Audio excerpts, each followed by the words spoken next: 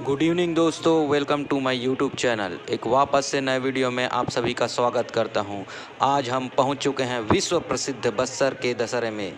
जैसा कि आप मेरे वीडियो में देख रहे होंगे, हम अभी जगदलपुर शहर के दंतेश्वरी मंदिर के पास खड़े हुए हैं। यहां काफ़ी संख्या में भीड़ लगी हुई है और विजय रथ यहां पर पहुंच चुका है।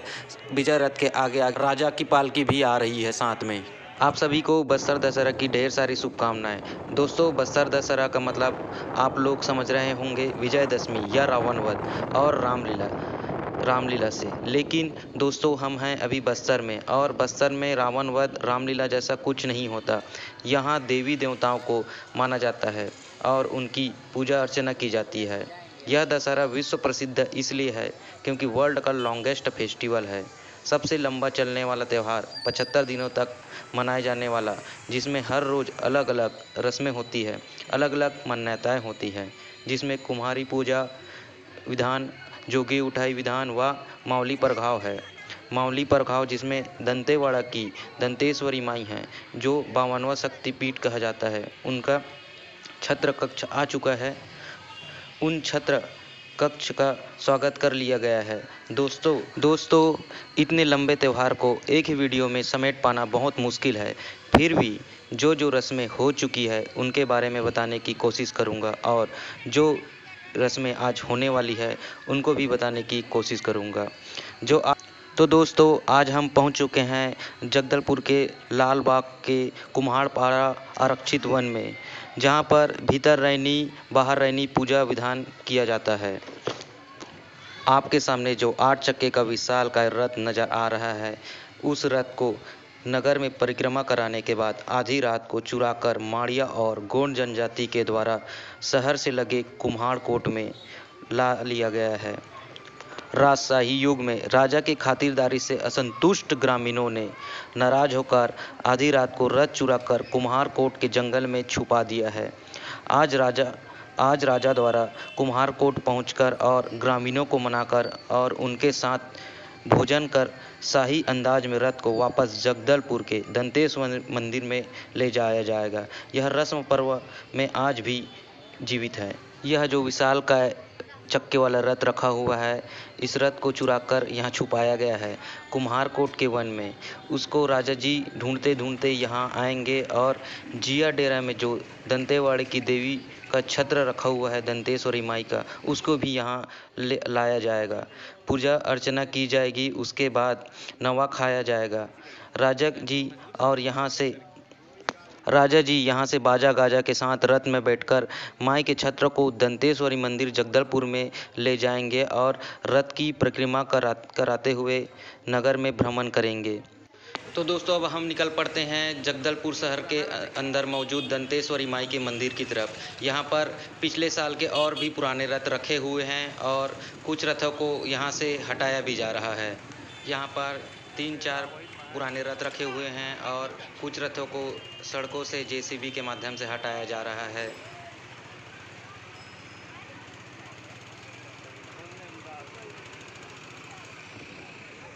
तो दोस्तों, यह जो मंदिर है यह जगदलपुर शहर में मौजूद दंतेश्वरी माई का मंदिर है और दंतेश्वरी माई की मंदिर के अंदर ही राजा का महल भी मौजूद है।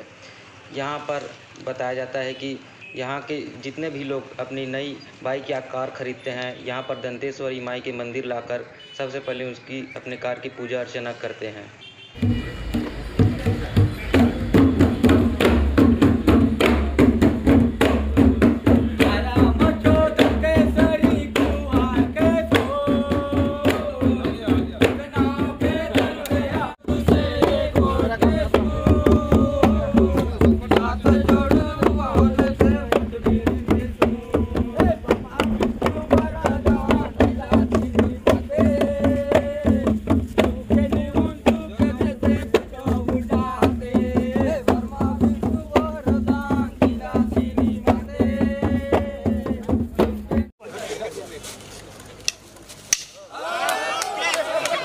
तो दोस्तों शाम के अभी 8 बज चुके हैं और हम लोग जा रहे हैं विजय रथ को देखने। आप मेरे सामने भीड़ को देख सकते हैं, भीड़ का अंदाज़ा लगा सकते हैं देखकर यहाँ कितनी संख्या में लोग आए हुए हैं।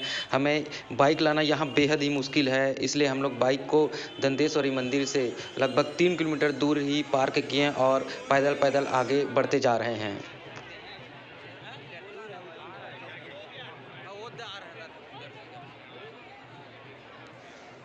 जैसा कि हमने आपको सुबह बताया था कि एक विशेष जनजातियों द्वारा चुराए गए रथ को राजा कुम्हारकोट से छुड़ाकर रथ को अपने साथ राजमहल वापस ला रहे हैं। आज भी रथ को शाही अंदाज में राजमहल लाया जा रहा है। भारत के अन्य शहरों में मनाए जाने वाले दशहरा में रावण दहन के विपरीत बस्तर में दशहरे का पर्व रथ उत्सव के रूप में नजर आता है।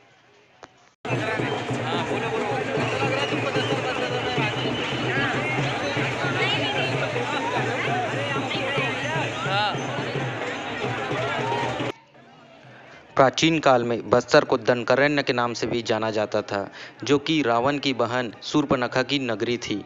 इसके अलावा माँ दुर्गा ने बस्तर में ही भस्मासुर का वध किया था, जो कि काली माता का एक रूप है। इसलिए यहाँ रावण का दहन नहीं किया जाता, बल्कि विशालकाय रथ चलाया जाता है। बस्तर संभाग के असंख्य देवी देवताओं के छत्र डोली पर्व में शामिल होते हैं। बस्तर के राजा पुरुषोत्तम देव ने जगन्नाथपुरी से रथपति की उपाधि धारण करने के बाद बस्तर में दशहरे के अवसर पर रथ परिक्रमा की प्रथा की आरंभ की थी, जो कि आज तक चली आ रही है। मुरिया दरबार और माता की विदाई के साथ संपन्न होता है यह बस्तर दशहरा का पर्व। मुरिया दरबार दशहरा की रस्मों में से एक रस्म मुरिया दरबार की है। बस्तर महाराजा ग्रामीण अंचलों से पहुंचने वाले माझी चालकियों और दशहरा समिति के सदस्यों से मुलाकात कर उनकी समस्या सुनने के साथ उनका निराकरण करते थे। आधुनिक काल में प्रदेश के मुख्यमंत्री माझी चालकियों के बीच पहुंचकर उनकी समस्याओं को सुनने के साथ उनका निराकरण करते हैं। साथ ही दशहरा में इन माझी चालकियों को दी जाने वाली मानदेय में वृद्धि और अन्य मांगों पर सुनवाई कर उनका निराकरण भी किया जाता है। कितनी गेप दिख रहा है उधर।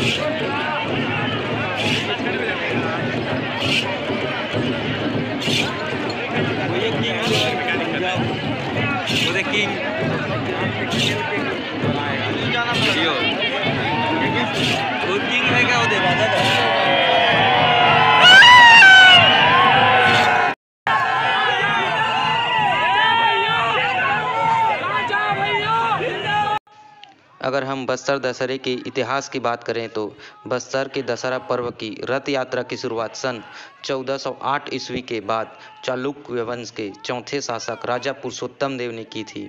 राजा पुरुषोत्तम देव एक बार जगन्नाथपुरी की यात्रा में थे। पुरी के राजा को जगन्नाथ स्वामी ने स्वप्न में यह आदेश दिया कि बस्तर नरेश की अगवानी व उनका सम्मान करे। वे भक्ति मित्रता के भाव से पुरी पहुंच रहे हैं।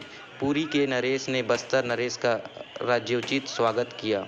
बस्तर के राजा ने पुरी के मंदिरों में 1 लाख स्वर्ण मुद्राएं, बहुमूल्य रत्न आभूषण और बेशकीमती हीरे जवाहरात जगन्नाथ स्वामी की श्री चरणों में अर्पित किया। जगन्नाथ स्वामी ने प्रसन्न होकर 16 चक्कों का रथ राजा को प्रदान करने का आदेश प्रमुख पुजारी को दिया। इसी रथ पर चढ़कर बस्तर नरेश और उनके वंशज दशहरा पर्व मनाए। साथ ही लहुरी रथपति की उपाधि देने का निर्देश दिया। राजा पुरुषोत्तम देव को लहुरी रथपति की उपाधि से भी विभूषित किया गया। पुरी नरेश से स्थायी मैत्री संधि कर बस्तर नरेश वापस लौटे। साथ में भगवान जगन्नाथ, बलभद्र, सुभद्रा की काष्ठ प्रतिमा अपने साथ लाए और भगवान की पूजा अर्चना के लिए कुछ अरण्यक ब्राह्मण परिवारों को भी अपने साथ लेकर आए। जो आगे चलकर बस्तर राज्य में ही बस गए। राजा पुरुषोत्तम देव ने जगन्नाथपुरी से वरदान स्वरूप मिले 16 सिक्कों के रथ का विभाजन करते हुए रथ के 4 चक्कों को भगवान जगन्नाथ को समर्पित कर दिया और शेष 12 पहियों का विशाल रथ मां दंतेश्वरी को अर्पित कर दिया। तब से दशहरा में दंतेश्वरी के छत्र के साथ राजा स्वयं भी रथारूढ़ होने लगे। मधोन्ता ग्राम में पहली बार दशहरा रथ यात्रा 1468 के लगभग प्रारंभ हुई। कई वर्षों के बाद 12 चक्कों के रथ संचालन में असुविधा होने के कारण 8वें क्रम के शासक राजा वीर सिंह ने संवत 1610 के पश्चात 8 पहियों का विजय रथ और 4 पहियों का फूल रथ प्रयोग में लाया। तब से लेकर आज भी यही प्रथा जारी है।